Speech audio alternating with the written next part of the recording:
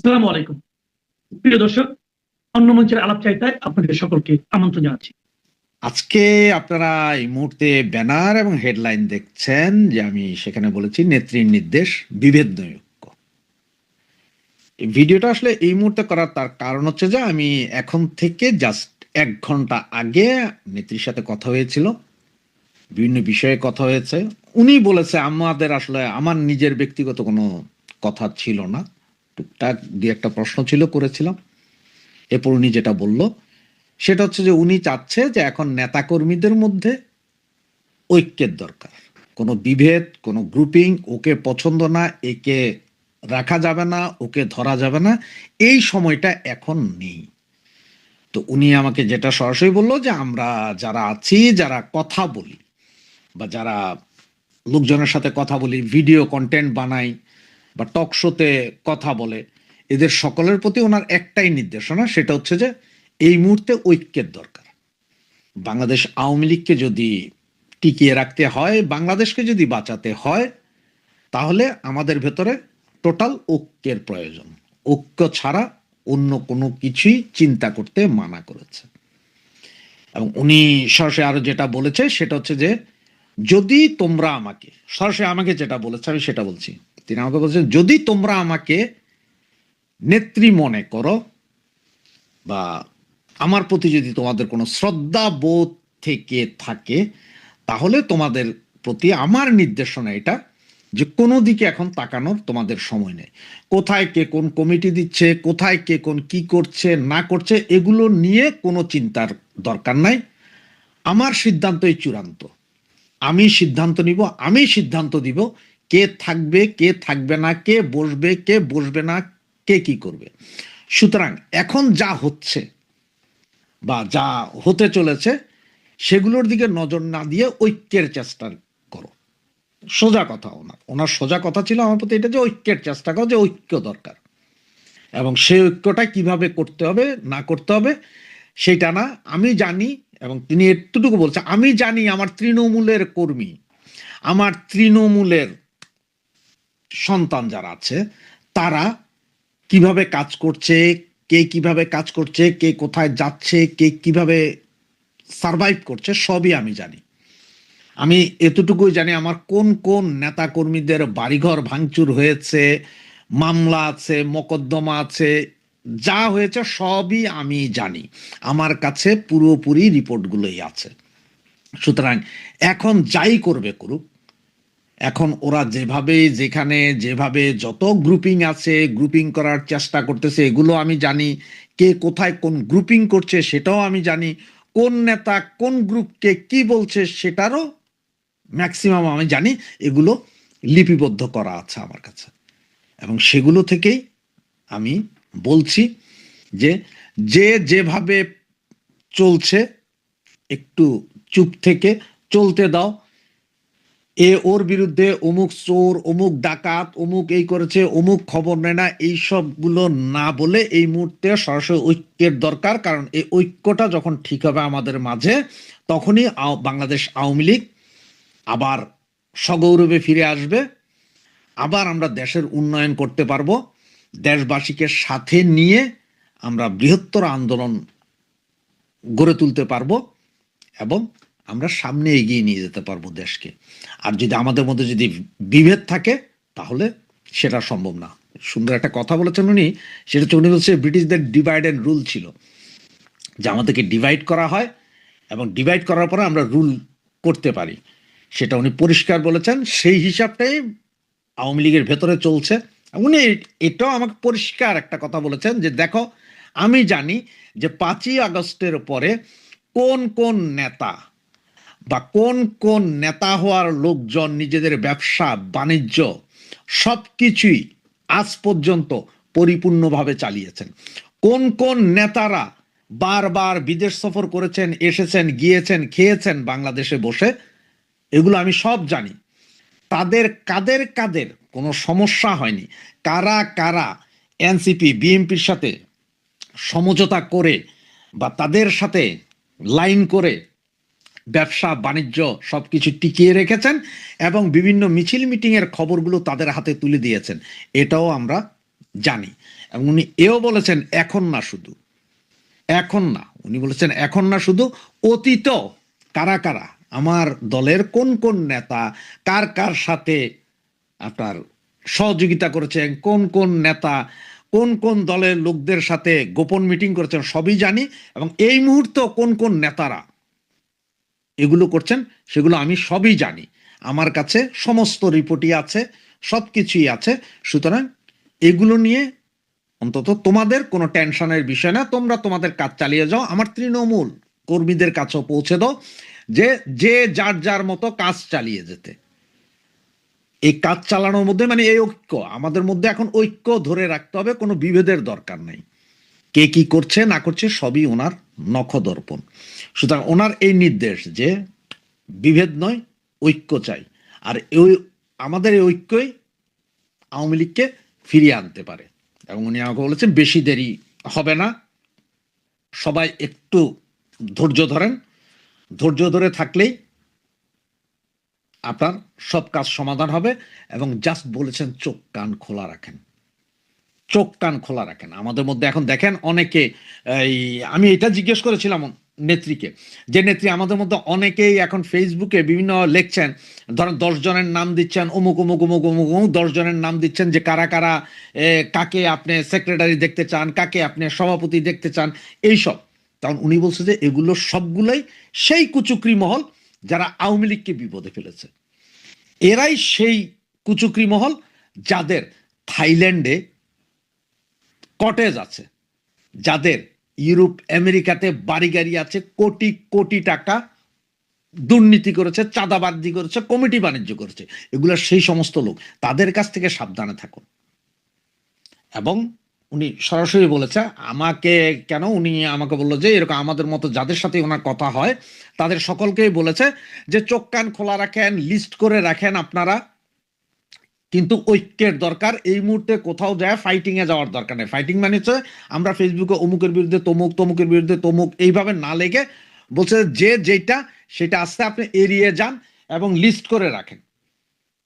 নেত্রীর সোজা কথা, উনি বলেছেন যে 5ই আগস্টের পর থেকে যেমন সমস্ত আমাদের বাংলাদেশ আওয়ামী লীগের নেতা কর্মীদের উপর যে অত্যাচার, নিপীড়ন, নির্যাতন হয়েছে, মামলা হয়েছে, তার যেমন লিস্ট আছে, এই মুহূর্তে কে কে আবার দলের ভেতরেই উপদল উপগ্রুপ তৈরি করছে তাদের লিস্টটা সুন্দরভাবে করে রাখতে এগুলোর ব্যবস্থা উনি করবেন। এবং উনি এটাও বলেছেন যে আমি এখনো কোনো সিদ্ধান্ত দেইনি, কাউকে বলিনি যে আমি ওই কমিটি চেঞ্জ হবে, ওই কমিটির সভাপতি যাবে, ওই কমিটির সেক্রেটারি থাকবে, এগুলো উনি বলেননি।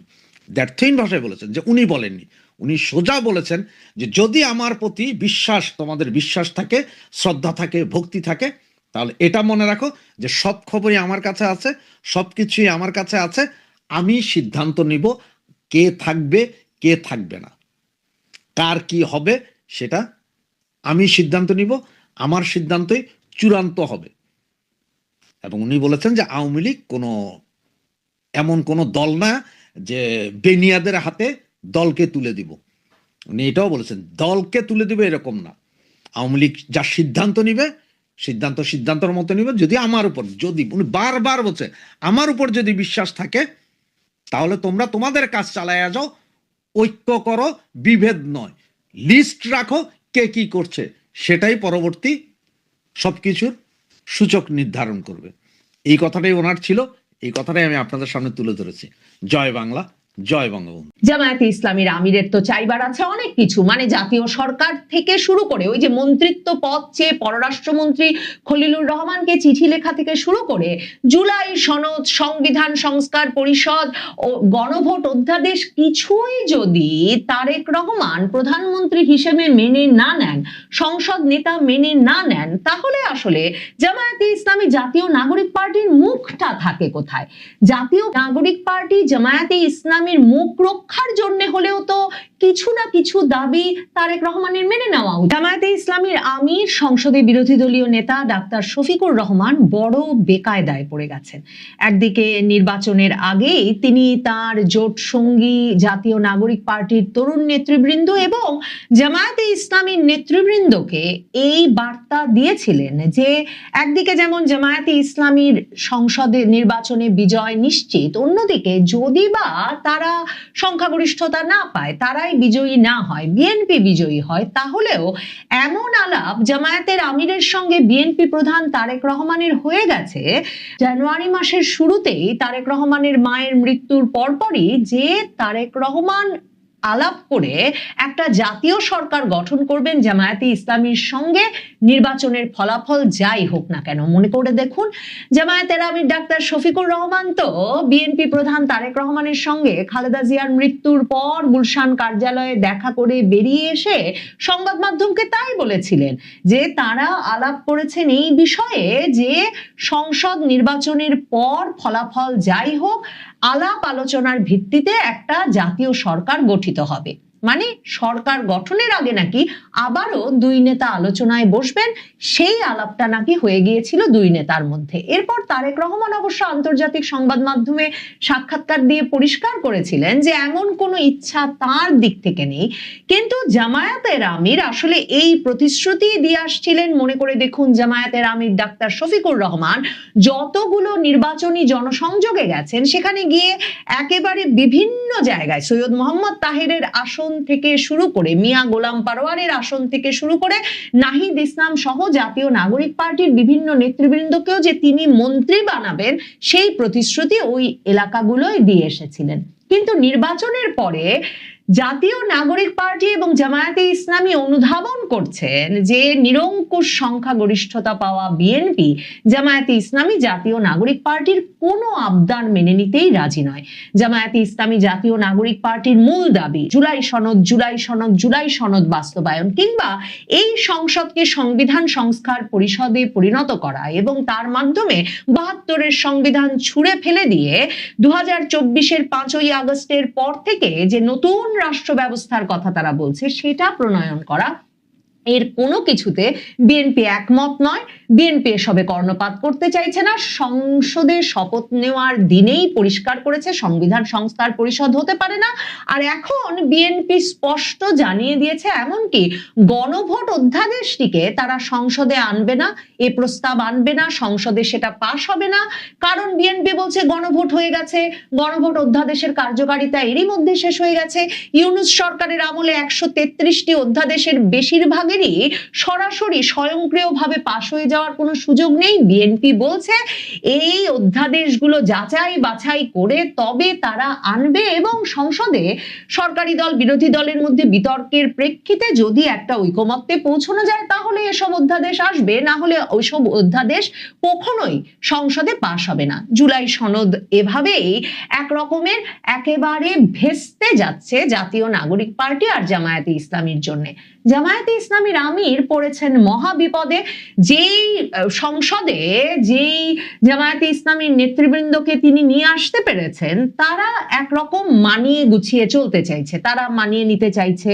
সংসদে বসে জুলাই সনদ আলাপ তুলতে চায় বটে, সংবিধান সংস্কার পরিষদের আলাপ তুলতে চায় বটে, কিন্তু জামায়াতের সেই সংসদ সদস্যরা আবার এই যে একটা ভাগাভাগির নির্বাচনে তারা সংসদ সদস্য হয়ে আসতে পেরেছেন এবং এলাকায় তারা সংসদ সদস্য হওয়ার মাধ্যমে একটা নিয়ন্ত্রণ, মানে দীর্ঘমেয়াদী নিয়ন্ত্রণ প্রতিষ্ঠা করতে পারছেন, সেটাকেই একটা যথেষ্ট পুরস্কার হিসেবে দেখছেন। কিন্তু জামায়াতে ইসলামীর যেই নেতারা আসতে পারেন নাই সংসদে, মিয়া গোলাম পারোয়ার, জামায়াতে ইসলামীর প্রখ্যাত আইনজীবী অ্যাডভোকেট শিশির মনির, কিংবা জাতীয় নাগরিক পার্টির যেই নেতারা এসেছেন কিংবা যেই নেতারা আসতে পারেন নাই, তারা মনে করছেন যে কিছুতেই এটা মেনে নেওয়া যায় না যে বিএনপিকে তারা ক্ষমতায় এনেছেন অথচ বিএনপি তাদের সঙ্গে ক্ষমতা ভাগাভাগি করছে না।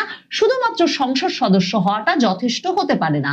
হান্নান মাসুদ দাঁড়িয়ে বলেছেন সংসদে যে এই প্রধানমন্ত্রী তো প্রধানমন্ত্রীই হতে পারতেন না, স্বরাষ্ট্রমন্ত্রী তো স্বরাষ্ট্রমন্ত্রীই হতে পারতেন না যদি জেনজিরা আন্দোলন করে, হান্নান মাসুদেরা আন্দোলন করে শেখ হাসিনা সরকারের পতন না ঘটাতো। আর নাহিদ ইসলাম সংসদে দাঁড়িয়ে বলেছেন, সংসদের হাবভাব দেখলে মনে হচ্ছে দেশে কোনো গণভোটই হয় নাই। জুলাই সনদ আর গণভোটের আলাপ ছাড়া সংসদে আর কোনো আলাপ প্রয়োজনীয় নয় বলে তিনি মন্তব্য করেছেন সংসদে দাঁড়িয়ে। এমনকি তিনি ডেপুটি স্পিকারের উদ্দেশ্যে বলেছেন যে তাহলে আপনি বলুন, আমরা না হয় চলে যাই। এমন একটা অবস্থায় জামায়াতের আমির আসলে দিশা পাচ্ছেন না, কি করবেন তিনি। একদিকে তার এই সংসদ সদস্য পদগুলো ধরে রাখবার জন্য এমপি পদে যারা জিতে এসেছেন তাদের চাপ আছে, তারা কিছুতেই সংসদ ছেড়ে এখন থেকেই চলে গিয়ে সংসদ সদস্য মর্যাদা এলাকায় এবং সংসদে প্রতিষ্ঠার দিক থেকে সরে যেতে চান না। জামায়াতের আমিরের উপর চাপ আছে দলের দিক থেকে ক্ষমতার আরো বেশি ভাগ পেতে, যে কারণে তিনি খলিলুর রহমান পররাষ্ট্র মন্ত্রীকে চিঠি লিখে বসেছিলেন যে পররাষ্ট্র মন্ত্রণালয় যেন জামায়াতের আমিরের এক উপদেষ্টা, তাকেও মন্ত্রী পদে উপদেষ্টা নিয়োগ করা হয়। জামায়াতের আমির এরকম কোন আবদার বা দাবি নিয়ে আজ প্রধানমন্ত্রী তারেক রহমানের দফতরে হাজির হয়েছিলেন, সে প্রশ্ন তাই তোলা অত্যন্ত জরুরি। সংসদে যখন পরিস্থিতিটা এমন বেকায়দা যে বিএনপি শুনতেই চাইছে না গণভোট অধ্যাদেশ, জুলাই সনদ, সংবিধান সংস্কার পরিষদের বিষয়, এটা পরিষ্কার যে জনগুরুত্বপূর্ণ ইস্যু হিসেবে পয়েন্ট অফ অর্ডারে দাঁড়িয়ে যদিও বা বিরোধী দলীয় নেতা ডাক্তার শফিকুর রহমান এই ইস্যুগুলো তুলেছেন, কিন্তু সেসবের আলোচনার সুযোগ পেতে সংসদের কার্যবিধি মেনে কবে যে সুযোগ হবে তাই বলা মুশকিল। এর আগে দাঁড়িয়ে এই যে সংবিধান সংস্কার পরিষদের ডেডলাইন চলে গেছে, এই কথাও বিরোধী দলীয় নেতা বলেছেন। কিন্তু এমনকি প্রধানমন্ত্রী তারেক রহমান সংসদ নেতা যথেষ্ট গুরুত্ব দিয়ে বিরোধী দলীয় নেতার প্রশ্নের বা উদ্বেগের উত্তর দেওয়ার প্রয়োজন বোধ করেন নাই। তিনি উত্তর দেওয়াচ্ছেন মূলত স্বরাষ্ট্রমন্ত্রী সালাউদ্দিন আহমেদকে দিয়ে।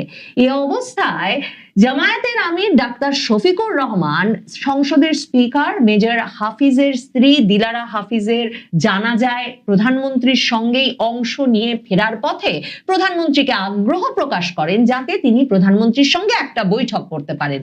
প্রধানমন্ত্রী তারেক রহমান সৌজন্য দিয়ে এবং শিষ্টাচার দিয়ে মোটামুটি সারা দেশকে মন্ত্রমুগ্ধ করে রেখেছেন দেশে ফেরবার দিন থেকেই।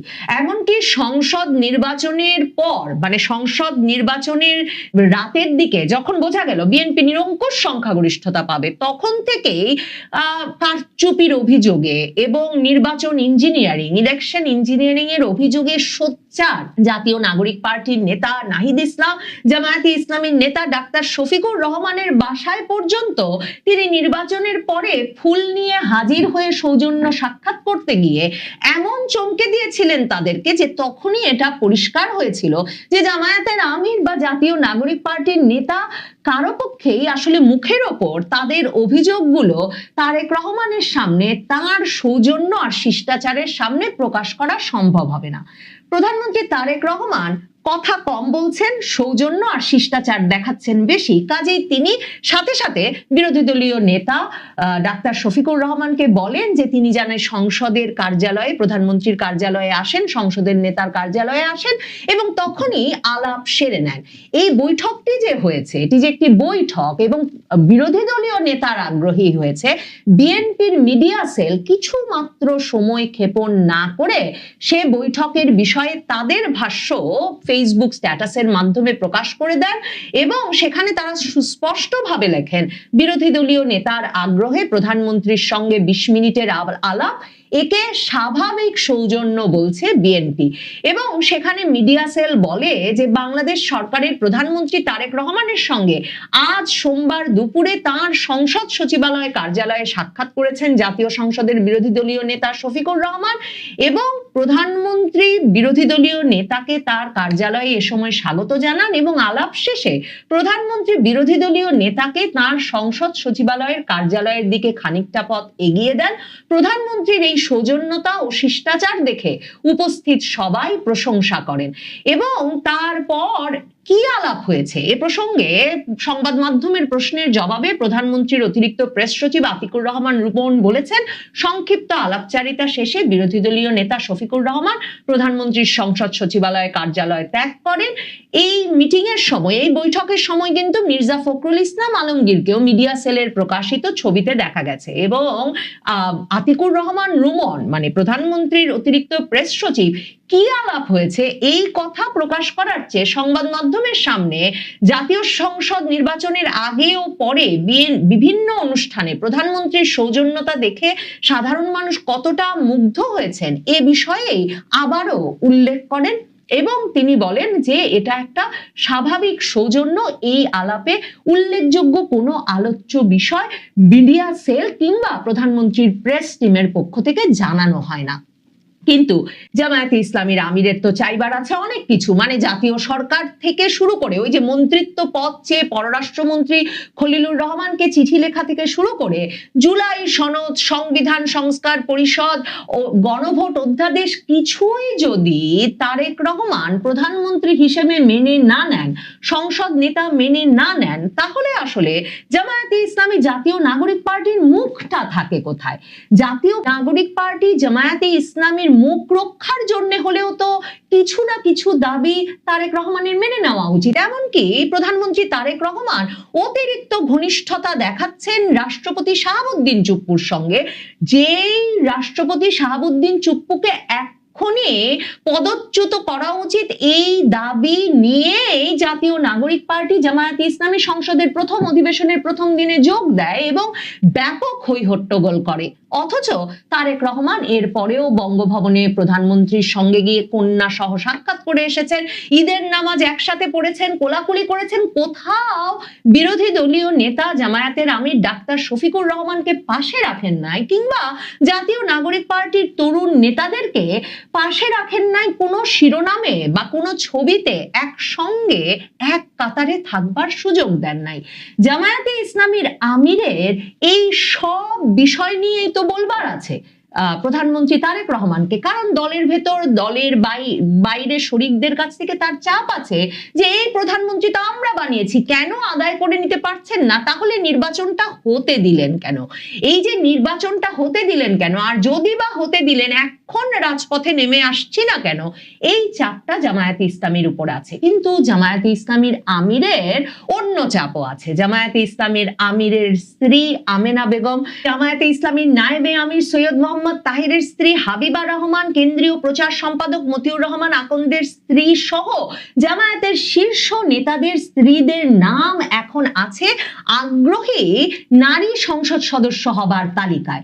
জামায়াতে ইসলামী যে কটি আসন পেয়েছে সংসদে, তাতে অন্তত 11-12টি আসনে তাদের নারী সংসদ সদস্যদের মনোনীত করতে পারবার কথা। জামায়াতে ইসলামীর প্রত্যাশা জুলাই সনদের অনেক কিছু যদি বা বিএনপি নাও মানে, যদি জুলাই সনদে যে নারী সংসদ সদস্যদের প্রতিনিধিত্ব, সংরক্ষিত নারী আসন 100 করবার কথা রয়েছে, সেটুকুও যদি বিএনপি এই মুহূর্তেই প্রতিপালন করে বা বাস্তবায়ন করে, তাহলে জামায়াতে ইসলামী 24টি পর্যন্ত আসনে, সংরক্ষিত আসনে নারী সদস্যদেরকে মনোনয়ন করতে পারে। জামায়াতে ইসলামীর ভেতরে সে প্রত্যাশাও বিপুল ভাবে আছে। জামায়াতে ইসলামীর মহিলা শাখা এই তালিকা প্রস্তুত করেছে 24 জন, অর্থাৎ 100 জন নারী সংসদ সদস্য প্রতিনিধিত্ব করতে পারবেন সেই প্রত্যাশায়।